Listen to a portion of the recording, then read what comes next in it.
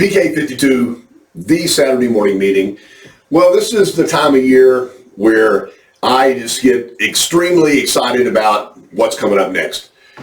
So I've been a member and a part of Halo for Freedom Warrior Foundation for over a decade. Somehow I'm on the board of directors now.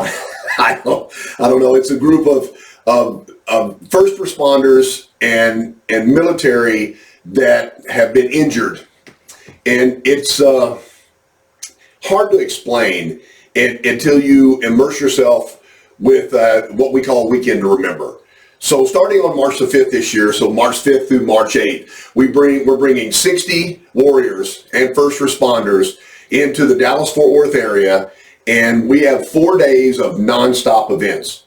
We try to make this something that they never would have done even if they hadn't had an injury or something that's happened to them as a first responder or a warrior. So just the ultimate weekend. So they fly in, we register them, and then we immediately take them to Texas Motor Speedway. They have the NASCARs lined up out there, so there'll be 20 to 25 cars out there.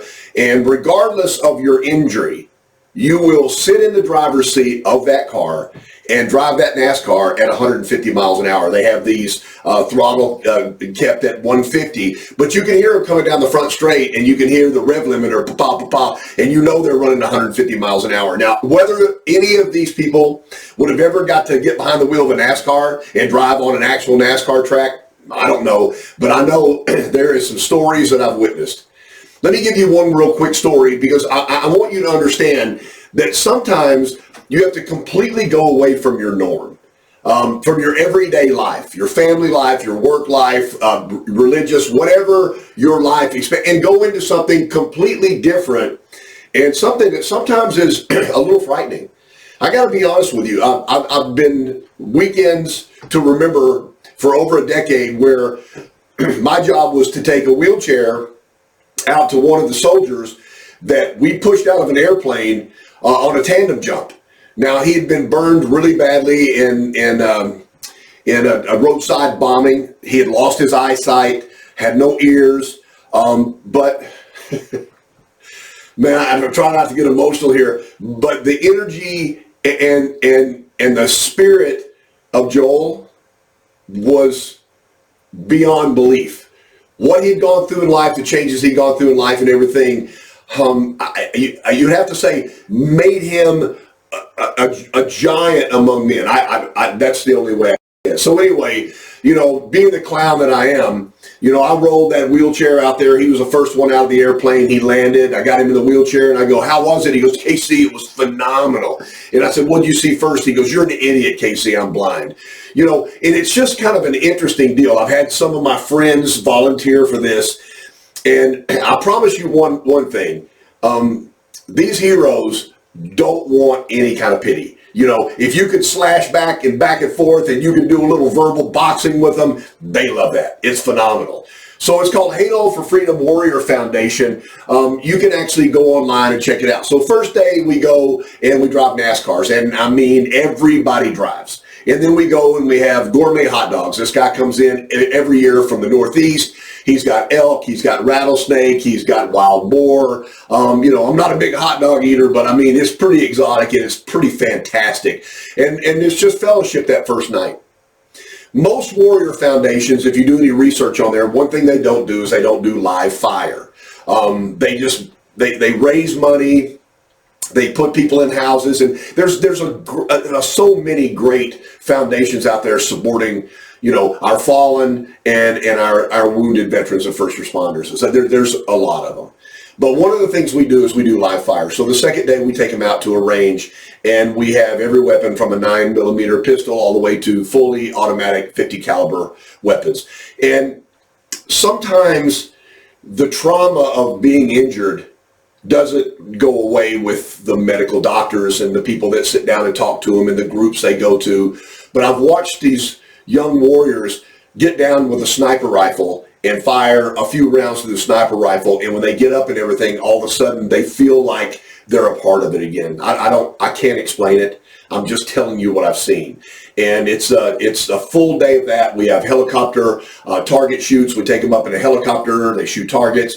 We've got a boat this year that's going down a river. There'll be target shooting. So it's just, after these 2 days, they're probably ready to go home. And then there's 2 other days.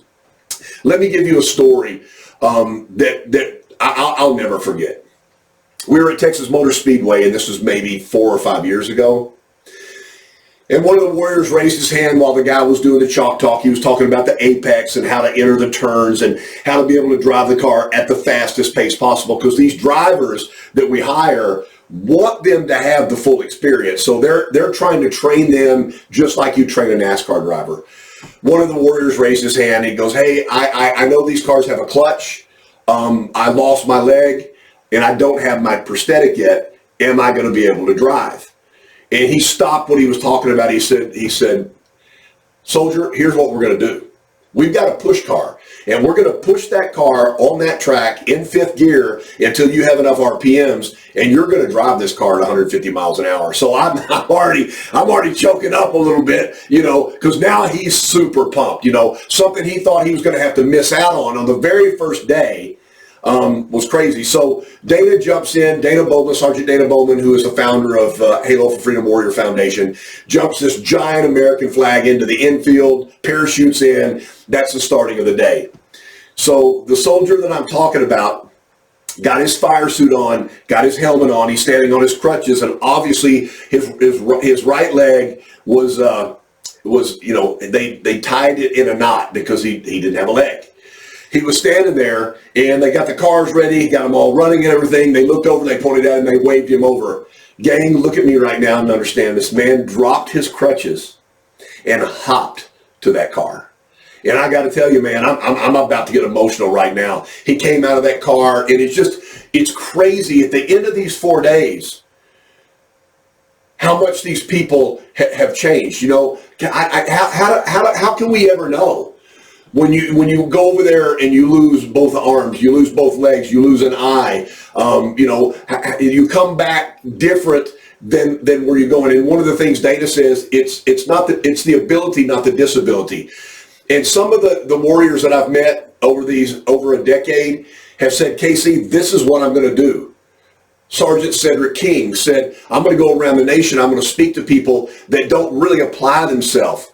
And double amputee, he lost some mobility in his right hand, and he's done it. He's run the Boston Marathon, he's run the New York Marathon, he's been on the Oprah show, he's met 2 presidents, and he did exactly what he said he was going to do. Now, would he have done that if he hadn't been injured? And I got to tell you, I don't know.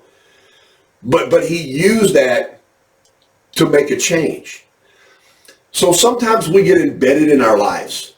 And life is tough. They should make you read a book when you learn how to read, and life is tough should be the first page, because it is. The trauma of raising children, of trying to keep a marriage or a relationship together, to try to work in an environment that you didn't create, you're working for somebody else and everything. Life itself is just tough. And a lot of times we bring that upon ourselves.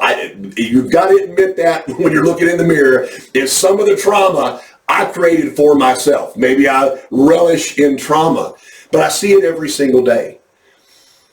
It doesn't matter whether you're super uber wealthy or barely paying the bills, there's trauma. But then if you immerse yourself with a group of warriors like I do once a year, in the month of March every single year, and then you reflect back at how can they have such a driving, positive attitude and after their injuries do way more than I've ever done in my life. Way more. Not even close. Not even in the same ballpark. And you're thinking, what's holding me back?